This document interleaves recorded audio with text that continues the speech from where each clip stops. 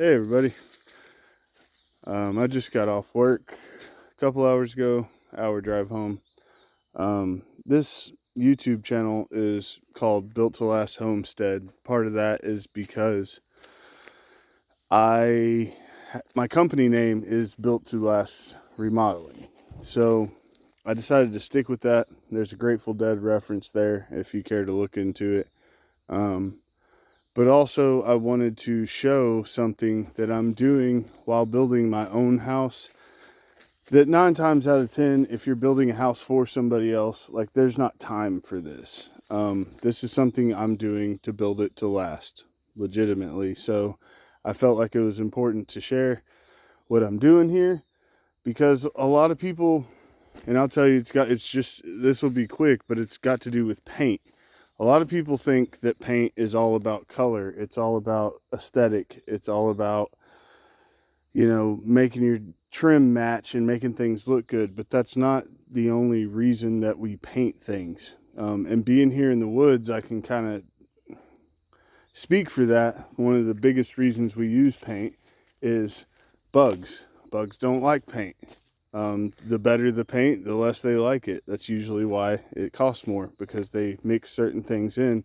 Not as much as a pesticide as stuff that helps it to stick better, and stuff that deters animals and bugs more than the cheaper stuff. At any rate, let me show you guys what I'm doing here.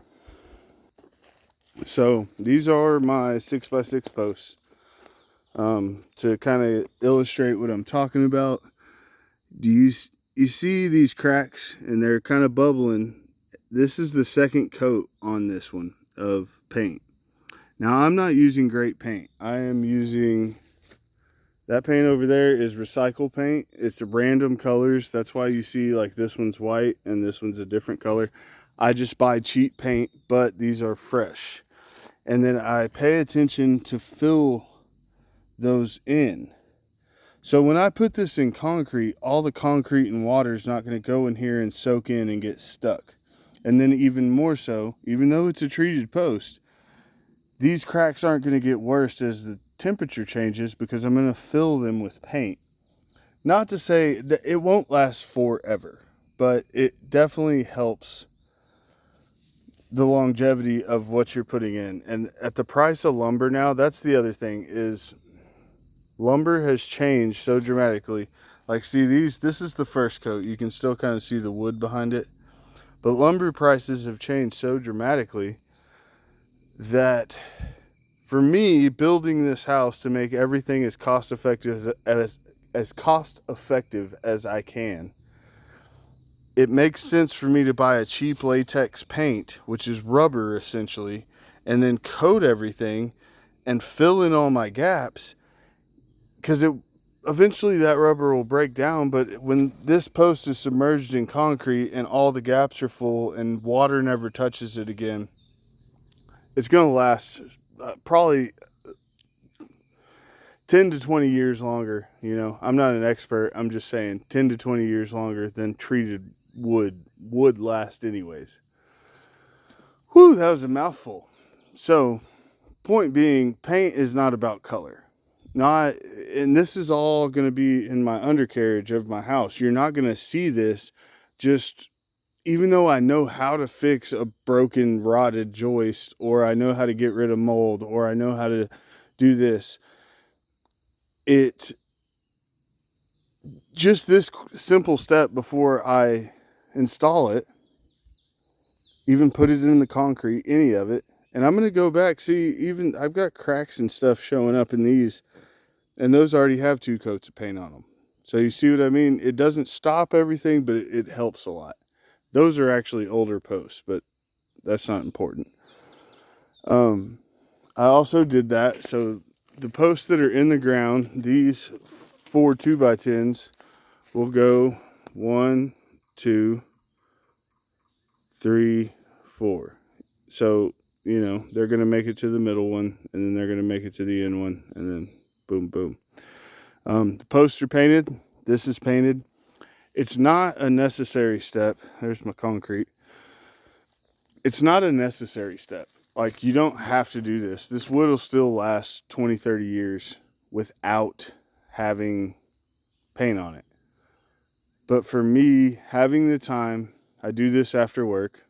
I come home to slap a coat of paint on it, let it dry, come home the next day, slap another coat of paint on it. If you're doing something like this yourself, man, it's worth the time, is the main point of this video. Because let me see if I can see them on the beams, because I want the beams is where it's even more crucial. Like, a post can crack, but when your beam starts to fall apart. And another thing is with treated wood, it shrinks and cracks a lot anyways, because it's full of stuff. So when it finally gets hot and dry, it will crack. These boards, so okay, I've even hit this twice, that's why the paint's so thick. But you see how that crack's still sticking out? I'm not going for aesthetic as much as I know that crack is not exposed to water. It's not exposed to the moisture in the air, the moisture in the soil, the cold, the hot. It's sealed in. So these have set for about 2 to 3 days. I think it was 2 days. It's hot, but they are in the shade. If you set treated lumber in the sun, I want to kind of explain this, because treated can be very tricky. If you set treated lumber in the sun, and because it'll come wet, it's soaked in a pesticide. When you set it in the sun and that pesticide dries, it stays in the wood, but because you have wet wood that dried quickly, it will curve on you, or it will bow on you, or depending on which direction it decides to go, it'll take things and turn them into a rocking chair real fast. That's another reason to paint it. I let this stuff sit here very level.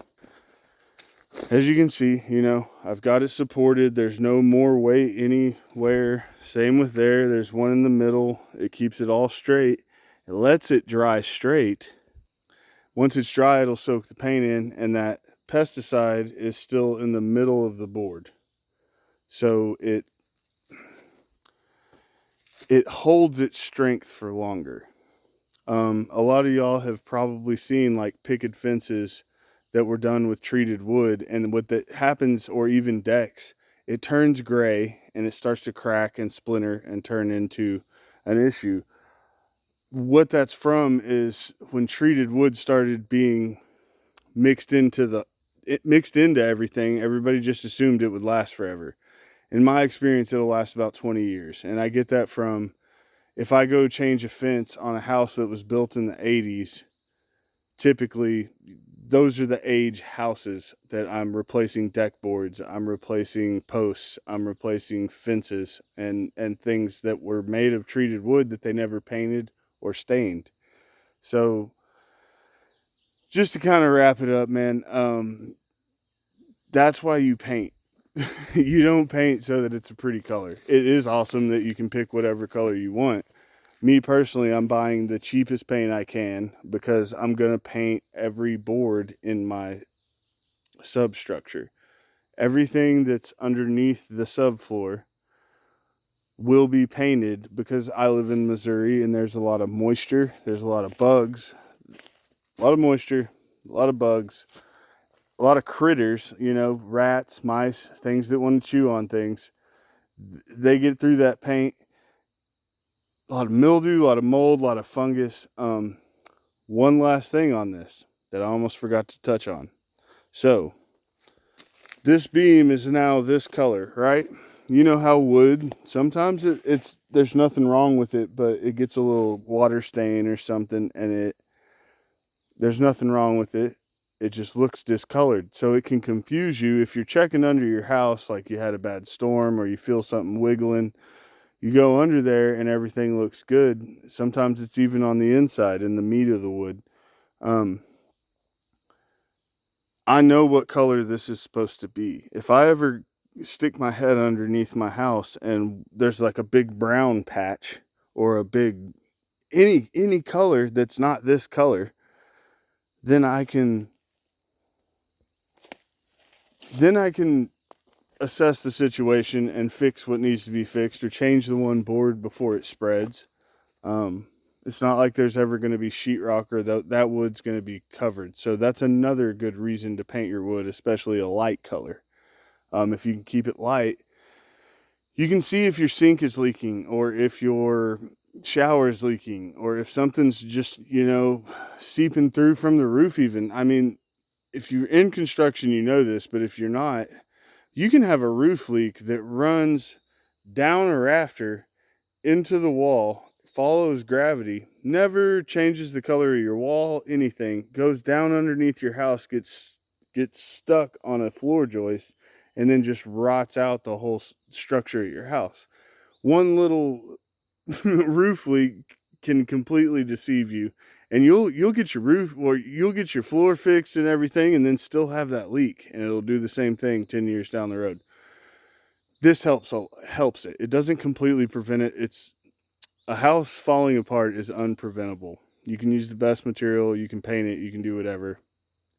40, 50 years down the road, things are going to happen. But if you are building your own home and you're like me and you're in your mid 30s and you don't want to be in your mid 60s trying to fix something, take the extra steps while you got the energy and paint a few boards before you install them. I mean, it's easy. You can burn one down and throw some fucking paint on something.